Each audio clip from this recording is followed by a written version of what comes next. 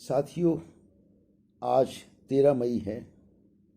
इतिहास का वो काला दिन जिस दिन हम अपने 3 लोक के स्वामी सत्य सद्गुरु को गंवा बैठे थे और उसके बाद फिर हमें बनाए हुए गुरु,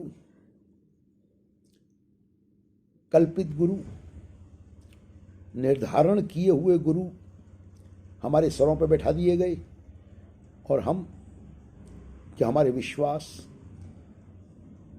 नहीं, अंधविश्वास कहीं ये ना टूट जाएं, इसलिए चलो इन्हीं को मत्था टेकते हैं, इन्हीं का जाप करते हैं, इन्हीं से कल्याण हो जाएगा। तो इस यात्रा में असल में यहाँ पे बनाए हुए गुरुओं का भी दोष नहीं है। तुम जो जब सत्य सद्गुरु था तब भी अंधविश्वास में ही डूबे हुए थे। आज कौन सा ब्रह्म ज्ञान तुम्हें मिला है और ब्रह्म ज्ञान है क्या, इसी विषय में जो पहले चर्चा की थी उसका दूसरा अध्याय शुरू करता हूं। तुम्हें जो ब्रह्म ज्ञान मिला है तो ध्यान से सुनना। शोर बड़ा मचाया गया था। ये वही ज्ञान है जो कृष्ण ने अर्जुन को दिया था और तुम मूर्ख बन गए। जो शोर मचा रहा था ना, कृष्ण ने अर्जुन को दिया था। लाखों करोड़ों अर्जुन पैदा हो गए, लाखों करोड़ों कृष्ण पैदा हो गए। उसने कृष्ण का खागा भी नहीं था। वो अपनी कल्पनाओं के संसार में डूबा हुआ व्यक्ति था। उसकी कल्पनाओं का संसार ये था कि इसकी जेब में माल कितना है, गिफ्ट कितना मिलेगा, केंद्र कितनी प्रशंसा करेगा मेरे को कि मैंने कितने ज्ञान दे दिए और कितनी पर्चियां काट के उनको माल रवाना कर दिया। तो वो अपनी कल्पनाओं के संसार में डूबा हुआ था। वो ब्रह्म ज्ञान में प्रवेश नहीं किया था। जैसे मैंने पिछले वक्तव्य में कहा कि क्या तुमने ब्रह्म ज्ञान में प्रवेश किया? तुमने नहीं किया, क्योंकि जिसने ज्ञान दिया वो खुद भी प्रवेश नहीं कर सका था। और इसी तरह तुम अपनी कल्पनाओं के संसार में डूबे हुए थे। तो ये कल्पनाओं का संसार किसी ने तोड़ा ही नहीं। जो सद्गुरु होता है वो कल्पनाओं के संसार को तोड़ने में सहायता करता है। और सहायता का पहला चरण था कि तन मन धन परमात्मा का है। तुम्हें उसने 9 द्वारे बताए, दिमाग से बताए, तुम्हारे दिमाग ने ग्रहण कर लिए। उसने ब्रह्म ज्ञान का एक टुकड़ा पकड़ाया, खाली खुल्लड़ आसमान, वो भी तुमने दिमाग से ग्रहण कर लिया। पात्रता नहीं तैयार हुई, ना तुमने तन मन धन छोड़ा। तुमने नहीं छोड़ा, तुम्हारे दिमाग ने छोड़ा। ब्रह्म ज्ञान का टुकड़ा तुम्हारे दिमाग को मिला, तुम्हें नहीं मिला। ये बात अच्छे से समझ लेना। वो जो तुम्हें ज्ञान दे रहा था, 9 द्वारे जो बताए थे, उन 9 द्वारों से पार होने के बाद ब्रह्म ज्ञान मिलता है। उसने कल्पनाओं में तुम्हें दिखाया, ये देख सूरज चांद सितारे, धरती जल अग्नि वायु जीव आकाश। उसे उन 9 द्वारों का कोई ज्ञान नहीं था। उसे नहीं मालूम था कि ये जो बाहर 9 द्वारे दिखा रहा है, ये जीवन भी इन्हीं 9 द्वारों से निर्मित है। तो जीवन के अंदर के 9 द्वारों से जब तक तुम पार नहीं होगे, अर्थात इनका त्याग नहीं करोगे, वहीं पे आ गया तन मन धन का त्याग, तो तुम ब्रह्म में प्रवेश कर नहीं सकते। लेकिन चूंकि ये घटना उसके साथ नहीं घटी थी, तो वो घटना तुम्हारे साथ भी घट नहीं सकी। मगर यहाँ एक अद्भुत बात हुई, अद्भुत आश्चर्यजनक बात हुई। मंत्र गुरु का था। गुरु का मंत्र था। जब चर्चा की गई तो तुम्हें मुड़ना था गुरु की तरफ और मुड़ गए तुम संस्था की तरफ। तुमने अपनी कल्पनाओं के संसार को टूटने नहीं दिया। तुमने उस ब्रह्म ज्ञान को अपनी कल्पनाओं के अंदर ही समेट लिया और काल्पनिक ब्रह्म ज्ञान को लेकर के गाल बजा रहे हो, शोर मचा रहे हो कि हम ब्रह्मज्ञानी हो गए। अरे नादानो, तुम्हारी कल्पनाओं का संसार ही नहीं टूटा। तो जब वही नहीं टूटा तो पहले तो तुम परमात्मा के संसार में ही नहीं पहुंचे, और जो परमात्मा के संसार में नहीं पहुंचे तो अभी परमात्मा के संसार को पार करके परमात्मा तक कैसे पहुंचोगे? ब्रह्म ज्ञान जानते हो क्या होता है? ये सारा सौर मंडल, और कहते हैं लाखों करोड़ों अरबों अरबों सौर मंडल इस परमात्मा में स्थित हैं। तो जो तुम्हारे दिमाग ने ग्रहण किया, क्या तुमने उस सत्ता के अंदर प्रवेश किया। अगर उसमें प्रवेश कर जाते तो ये सारे सौर मंडल तुम्हारे अंदर होने चाहिए थे। ब्रह्म ज्ञान को पहचानते हो, समझते हो? क्या तुम उन सारे सौर मंडल को अपने अंदर देख पाते हो? नहीं देख पाते। तुम्हारी कल्पनाओं का गुब्बारा ही नहीं टूटता जिसमें तुम कैद हो। तुम अभी तक 9 द्वारों तक ही नहीं पहुंचे, तो परमात्मा तक कैसे पहुंचोगे? और ये इसलिए हुआ क्योंकि ग्रहण लग गया। गुरु के आंदोलन को, जो गुरु चाहता था, उसको ग्रहण लगा दिया अधिकारियों ने और रिश्तेदारों ने, क्योंकि उन्होंने देख लिया कि इस ब्रह्म ज्ञान का जिक्र करते ही माल बड़ा इकट्ठा होता है। अंधविश्वासी लोग पहले से अंधविश्वास में ग्रस्त हैं, अब इस दूसरे अंधविश्वास में इनको घुसा दो ब्रह्म ज्ञान के। तो उन्होंने यात्रा की तैयारी नहीं की, यात्रा नहीं शुरू कराई, क्योंकि उन्होंने खुद यात्रा नहीं की थी और तुम फंस गए और इस काल्पनिक ब्रह्म ज्ञान को ब्रह्म ज्ञान समझ करके शोर मचाने लगे। असीम और अनंत ब्रह्म ज्ञान जिसके अंदर, ये पृथ्वी तो बहुत ही क्षुद्र सा प्लेनेट है, जिसके अंदर पूरा सौर मंडल है, पूरा ब्रह्मांड है। अगर तुम उसमें प्रविष्ट हो गए तो तुम में और उसमें तो भेद रह नहीं गया। और जब सारा सौर मंडल तुम्हारे अंदर है तो अपनी शक्तियों को महसूस करो, कितना शक्तिशाली तुमको होना चाहिए। ये एक अलग प्रश्न है कि वो शक्ति है या अशक्ति है, लेकिन तुम अनंत और असीम हो, सारा ब्रह्मांड तुम्हारे अंदर है, 3 लोक और 3 काल तुम्हारे अंदर हैं। तो फिर तुम इस संसारिक क्षुद्र इच्छाओं वासनाओं में घिरे हुए क्या प्रयोजन रह गया तुम्हारा? फिर क्यों घड़ी घड़ी सुनने को मिलता है कृपा करो, कृपा करो, रहमत करो, पर्चियाँ काटो, गले में दुपट्टा डालो, कृपा करो? ऐसा तो नहीं। तुम्हें ब्रह्म ज्ञान की यात्रा नहीं शुरू कराई गई, ये कृपा करो की यात्रा शुरू करा दी गई। तुम्हें एक और अंधविश्वास में धकेल दिया गया कि पर्चियाँ कटाई जाओ और तुम समझो कि जुड़ो जुड़ो, परमात्मा से जुड़ो, भक्ति करो, परमात्मा से जुड़ो। भक्ति क्या करो? पर्चियाँ कटाओ। परमात्मा से क्या जुड़ो? क्योंकि तुम्हें जोड़ा ही नहीं गया तो बार बार शोर मचाया जा रहा है, जुड़ो जुड़ो, परमात्मा से जुड़ो। तुम एक घड़ा पानी लो, उसे समंदर में डाल दो, उसके बाद उसी घड़े के पानी को दोबारा समंदर में से निकाल के बाहर दिखाओ। तुम ऐसा नहीं कर सकते। लेकिन यहाँ तुमसे कहा गया ये ले ब्रह्म ज्ञान, मिल गया ब्रह्म ज्ञान, और फिर निकाल के तुम्हें बाहर खड़ा कर दिया। अब भक्ति करो, जुड़ो परमात्मा से, भक्ति करो, जुड़ो परमात्मा से। ये कोई ब्रह्म ज्ञान ना हुआ, ये धोखाधड़ी हो गई। क्योंकि जो ब्रह्म ज्ञान होता है वो जो ब्रह्म में खुद प्रविष्ट हो गया हो, उसी से होता है। वही तुम्हें ब्रह्म में स्थित कर सकता है जो खुद स्थित हो गया हो। और यहाँ इच्छाओं वासनाओं के संसार में डूबे हुए लोग तुम्हें ज्ञान दे रहे थे, इसलिए वो ज्ञान खतरनाक है। तुम बाबा जी को 3 लोक का स्वामी कहते थे, इसका अर्थ जानते हो तुम नहीं जानते। ये तुम्हारे मुखी प्रमुख प्रचारक ये भी नहीं जानते, इन्हें 2 कौड़ी का ज्ञान नहीं है। आज तो मैं बताता हूं, ये जो ब्रह्म में स्थित हो जाता है, सदगुरु से जिसको ज्ञान हो जाता है, जो तन मन धन रूपी 9 द्वारों के पार हो जाता है, इसके लिए सघनता जरूरी है। पात्रता में पहली बात है सघन होना।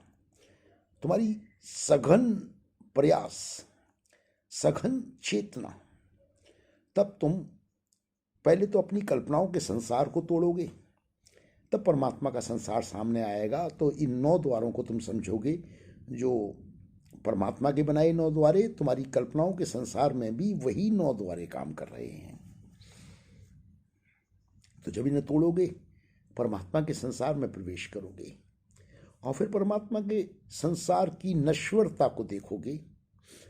जब इसको त्याग करोगे, त्याग दोगे, तो तुम उसमें प्रवेश करोगे। तो ये घटना सदगुरु के द्वारा घटित होती है, सिद्ध संत के द्वारा घटित होती है। जो खुद प्रवेश कर गया वही तुम्हें प्रवेश करा सकता है। ब्रह्म ज्ञान। तुम कहते हो बाबा जी त्रिकालदर्शी, भूत, वर्तमान और भविष्य काल। तुम जानते हो कि त्रिकालदर्शी क्या होता है और ये घटना कैसे घटित होती है?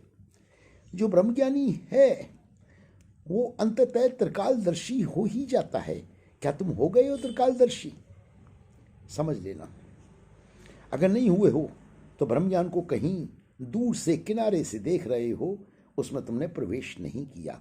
त्रिकालदर्शी के विषय में एक वैज्ञानिक शब्द है, उसे कहते हैं वार्म होल। इस सौरमंडल में अणु, परमाणु, फोटोन, ये जो अणु संसार है, यहाँ एक वार्म होल है। ये चौथी डायमेंशन है। हम और तुम संसार को 3 डायमेंशन में देखते हैं। लंबाई, चौड़ाई, ऊंचाई, 3 डायमेंशन। 3 डायमेंशन से ही भौतिक वस्तुओं का निर्माण होता है, लेकिन उसमें छिपी हुई है एक चौथी दिशा, चौथी डायमेंशन, जिसे ना तुम देखते, ना हम देखते और ना तुम्हारा ज्ञान देने वाले ने कभी देखा। वो चौथी डायमेंशन है काल की, समय की। वो वार्म होल है जहां समय यात्रा होती है। वार्म होल का अगर मैं साइज बताऊं तो तुम महसूस करोगे उसकी सूक्ष्मता को। 1 mm का अगर कोई एक खरबवां हिस्सा होगा, उतना सूक्ष्म साइज होता है वार्म होल का। तो वार्म होल में जो प्रवेश करता है वो समय यात्रा कर पाता है, चौथी डायमेंशन से परिचित हो जाता है, और तब वो भूत, वर्तमान और भविष्य तीनों को जानता है कि तब क्या हुआ था, आज क्या हो रहा है और आने वाले वक्त में क्या होगा, क्योंकि वो सब पहले ही निर्धारित है। वो घटनाएं पहले ही घट चुकी हैं और ये वही जान सकता है जो समय यात्रा कर सके। तो हम कहते हैं ना सदगुरु को कि 3 काल का ज्ञाता, 3 लोक का स्वामी। ये विशेषता उसे इसीलिए प्राप्त होती है कि वो ब्रह्म में स्थित होकर के वार्म होल में प्रवेश करके उस यात्रा से गुजरा होता है। वार्म होल जितना सूक्ष्म है उसमें यात्रा करना कितना मुश्किल होगा। 1 mm का 1 खरबवां हिस्सा, उसमें यात्रा करने के लिए, खरबवां तो मैं बता रहा हूं, वो 10,000 खरबवां हिस्सा भी हो सकता है। तो इतने सूक्ष्म में प्रवेश करने के लिए काल्पनिक संसार का भी त्याग करना होगा और ये 9 द्वारे परमात्मा के संसार को भी त्यागना होगा, ब्रह्म में स्थित होना होगा, और वही वार्म होल की यात्रा करके 3 काल का और 3 लोक का स्वामी बन सकता है, और उसे कहते हैं सदगुरु। और एक अचंबा, जो सघनता के साथ सदगुरु से जिद करके ठान ले कि नहीं, मुझे वही मार्ग चाहिए, जिस मार्ग से तू गुजरा है मुझे उसी मार्ग से गुजरना है। तो सदगुरु कहता है तन मन धन परमात्मा का, तेरा तो नहीं है। साधक कहता है बिल्कुल मेरा नहीं है, लेकिन वो दिमाग से नहीं कहता, गुरु की शक्ति के आगे झुक जाता है और तन मन धन का अर्थात 9 द्वारों का, दोनों का त्याग कर देता है। अपने कल्पना के संसार का भी और परमात्मा के संसार का भी त्याग कर देता है। तो सदगुरु से अपने अंदर मिला लेता है। इसे कहते हैं बूंद का सागर में समाना। बूंद जब सागर में समा जाती है, ध्यान से सुनना, बूंद जब सागर में समा जाती है तो वहां 2 नहीं रह जाते। सदगुरु और शिष्य 2 अलग अलग रह ही नहीं जाते। बूंद सागर हो जाती है और सागर बूंद हो जाता है। सागर को बूंद बनने में बड़ा आनंद आता है और वही आनंद बूंद सागर बन के महसूस करती है। तुमने सुना होगा, संत और पारस में बड़ो अंतरो जान। वो पारस लोहा सोना करे और वो करत आप समान। तो आप समान करने का मतलब है वहाँ दो नहीं है। जो शिष्य है, जिसने प्रवेश कर लिया, वो खुद भी सदगुरु स्वरूप ही बन गया। लेकिन शर्त क्या है? शर्त ये है कि 9 द्वारे जो बताए गए मगर समझाए नहीं गए, उनका वस्तुतः त्याग होगा। कहाँ से होगा? दिमाग से त्याग कराया गया और दिमाग में ये खाली खुल्लड़ आसमान का टुकड़ा पकड़ा दिया गया कि ये पकड़ ब्रह्म ज्ञान, और तुम सम्मोहित हो गए। और अब एक घटना और घटती है, तुम लोगों को शंका होती है कि भाई हमें तो बड़ा आनंद आ रहा है ज्ञान में, तो उसको भी बता देता हूँ मैं आपको। ये जो तुम्हारे दिमाग ने ब्रह्म ज्ञान का टुकड़ा पकड़ लिया कल्पना लोक के अंदर, अब तुम्हारी इच्छाएं भी हैं, वासनाएं भी हैं, राग और द्वेष भी हैं। तुम लड़ भी लेते हो, तुम प्यार भी कर लेते हो, मोहित भी हो जाते हो। इच्छाएं वासनाएं तुम्हारे सर पे हावी रहती हैं और साथ में तुम सिमरन भी करते हो, तू ही परमात्मा, मैं तेरी शरण हूँ, मुझे बख्श ले। तुम सांसारिक वस्तुओं को प्राप्त करने के लिए पाते हो कि तुम परमात्मा से बार बार प्रार्थना कर रहे हो मगर तुम्हें प्राप्त कुछ नहीं हो रहा। तो फिर तुम क्या करते हो? जिसने ज्ञान दिया उसे बुलाओ, गले में दुपट्टे डालो, 1000, 500, 2000 की पर्ची कटाओ। क्यों? क्योंकि इसने ज्ञान दिया है तो इसको तो पता होगा, और इसको पता होगा तो ये हमें हमारी इच्छित वस्तु, हमारी इच्छाओं की पूर्ति कर देगा, हमारी वासनाओं को पूरा कर देगा। तो हमने क्या किया कि वो काल्पनिक ब्रह्म ज्ञान को लेकर के इस काम पे लगा दिया कि हमारी सांसारिक इच्छाएं, वासनाएं पूरे करते चले जाना और हम तेरा थोड़ा बहुत सिमरन करेंगे, तू ही परमात्मा, मैं तेरी शरण हूँ। जैसे गद्दी से आदेश आता है, कादिर को देख लिया, अब कुदरत का मजा लेना है, तो तुम उसी काम में लग गए। गुरु की तरफ बढ़े ही नहीं और गुरु घंटालों के पीछे पड़ गए। गुरु से नज़र फेर ली, संस्था के पीछे लग गए, कहीं चूक हो गई। तो मैं इसके आगे, ये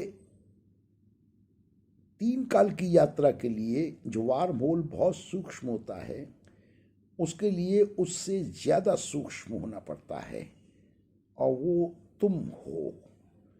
तुम्हारा जितना भी कुछ है वो नहीं है, और जो तुम्हारा कुछ है उसका त्याग वो आदमी नहीं करा सका जिसे तुम्हें ज्ञान दिया था, क्योंकि उसको इसका बोध नहीं था।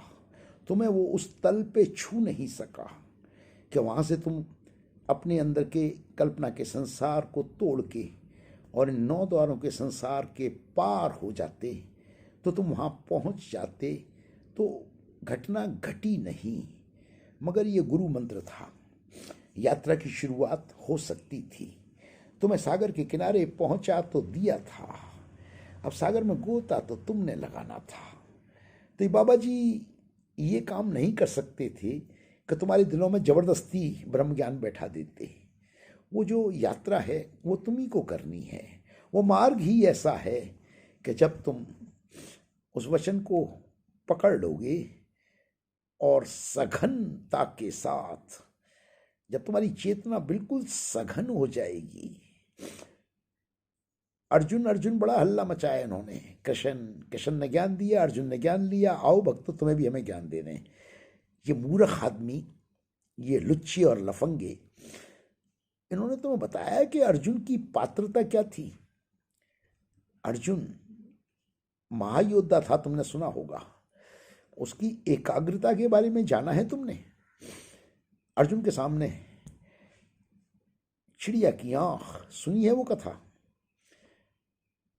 बाकी लोगों को संसार नजर आ रहा था, बगीचा नजर आ रहा था, पेड़ नजर आ रहा था, हरे भरे पत्ते, डालियां सब नजर आ रहे थे। एक एक करके सब हट गए। जब अर्जुन को बैठाया गया, सामने बुलाया गया, उससे पूछा गुरु महाराज ने, क्या नजर आ रहा है? कहता महाराज मुझे वो डाल नजर आ रही है जिस पे चिड़िया बैठी है। कहा कि और ध्यान से देख। और ध्यान से देखने का मतलब दूसरे लोग होते तो उनको तो बड़ा कुछ नजर आ जाता, उनको तो इश्क सूफियाना नजर आता, फैशन शो नजर आता, कपिल शर्मा शो, अमिताभ बच्चन और रोशन मीनार, खेल तमाशे, फुक्के फोड़, पतंग उड़ा, सारे खेल तमाशे, आईपीएल के मैच सब नजर आ जाते। लेकिन अर्जुन को डाल और गहराई से जब देखी तो सिर्फ चिड़िया नजर आई।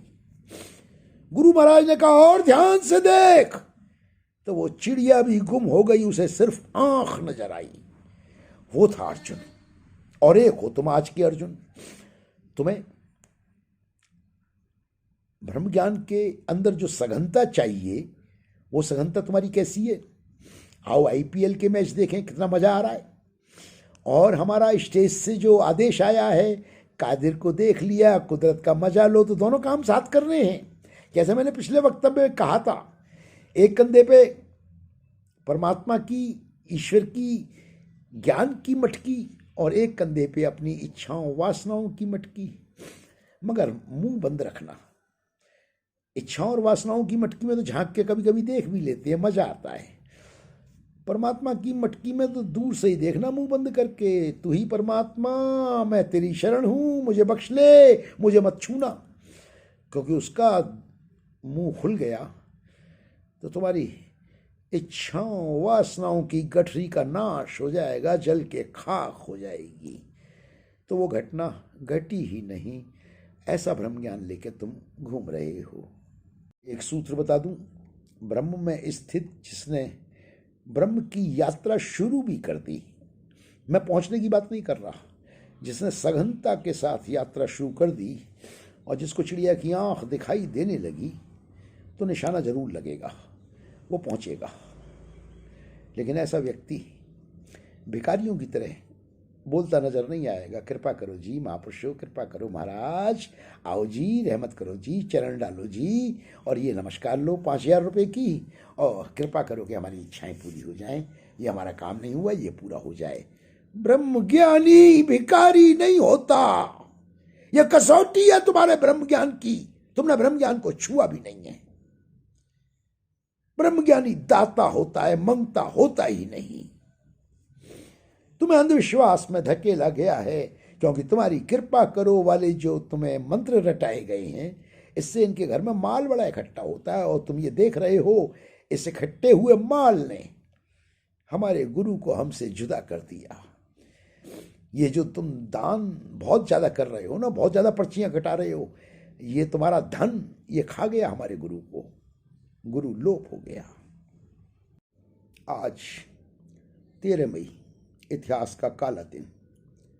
भूल मत जाना कि जिस वस्तु की तुम्हें जरूरत नहीं होती, जिसकी तरफ से तुम नजरें फेर लेते हो, वो वस्तु अक्सर लोप हो जाती है। ठीक इसी तरह से जो शिक्षा तुम्हें मिली, ये बिचौलियों ने, अधिकारियों ने, रिश्तेदारों ने जो तुम्हारे कल्पना के संसार में घुस के तुम्हें बहलाया, फुसलाया, ललचाया, तो उसके तहत तुमने जिस ब्रह्म ज्ञान को अपनाया, काल्पनिक ब्रह्म ज्ञान, और तुम्हारा समाज बहुत बढ़ गया, लाखों से करोड़ों हो गए। इन लोगों को तो माल बहुत मिल गया, इकट्ठा हो गया, लेकिन गुरु ने महसूस कर लिया कि तुम्हें जिस चीज़ की ज़रूरत है तुम्हें वही मिलनी चाहिए, जिसकी ज़रूरत है वो नहीं मिलनी चाहिए। और ऐसी लीला हो गई कि गुरु साक्षात अपने मुखार बिंद से बोल करके चला गया कि यह वो मिशन नहीं है। मैं हैरान हूं कि जिन्हें वास्तव में ब्रह्म ज्ञान की चाहत थी, वो कितने थे, वो भी नहीं समझे कि जब गुरु ने एक मिशन को ठोकर मार दी, फिर क्या इस मिशन से आम लेने? ये तो 2 कौड़ी का भी नहीं रहा। ऐसे मिशन को तो सबसे पहले त्यागो। गुरु वाले हो तो गुरु के वचन पे पैर मत रखो। आज 13 मई है, मैं तुम्हें याद दिलाना चाहता हूं, तुम गलती से गुरु के वचन पे पैर रख बैठे हो। गुरु ने साफ कहा था, एक को रुकना होगा। गुनहगार नहीं रुका तो गुनाह के बख्शने वाला रुक जाएगा। और तुम आज इस महामारी और इस प्रकोप को देख रहे हो कि बख्शने वाला नदारद है। जाओ लगा लो जोर। पूछ लो अपनी शक्तियों से। खुद अपने चेहरे पे मास्क पहन करके घूमते फिर रहे हैं। वो जो 3 लोक के स्वामी बने फिरते हैं, कहां हैं? सतगुरु हुंदा है जगदा दाता, जो चाहे सो कर सकता है। पढ़ाया तो तुम्हें ये जा रहा है कि इसके बगैर तो यमराज भी नहीं आता। गुरु वाले के पास यमराज भी पूछ करके आता है, कहां है तुम्हारा गुरु? खा गए ना धोखा।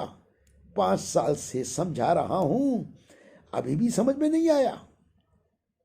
अब तुम्हें नए बहाने बनाए जाते हैं, हमें परमात्मा की रजा में रहना है। फिर ये पर्चियां काहे को कटवा रहे हो? फिर ये तुम्हारे मुखी प्रमुख प्रचारक काहे को ढोंग करते हैं?